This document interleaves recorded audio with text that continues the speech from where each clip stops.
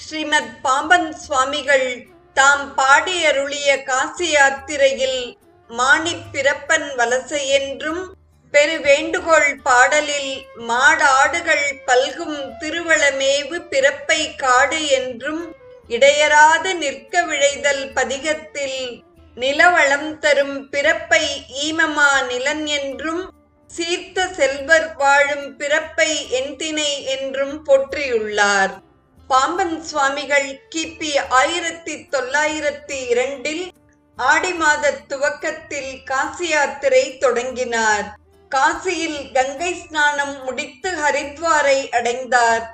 அயோத்தியா, பிருந்தாவனம், மதுரா, கோவர்தனம், கோகுலம், திருவேணி சங்கமம் ஆகியவற்றையும் கண்டு தரிசித்து ஸ்ரீ காசி நகரை அடைந்தார். அங்கு திருப்பனந்தாள் குமரகுருபரர் திருமடத்தில் சுவாமிகளை உபசரித்தனர்.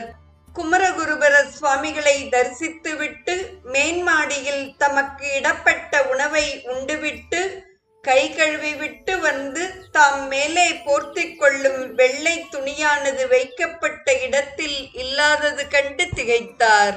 அங்கு காவி உடுத்திய வயோதிகர் ஒருவர் பொன் நூலில் இடப்பட்ட 2 புதிய காவி வஸ்திரங்களை கொண்டு வந்து கொடுத்தார். சுவாமிகள் அவரை நோக்கி, "இது என்ன?" என்றார்.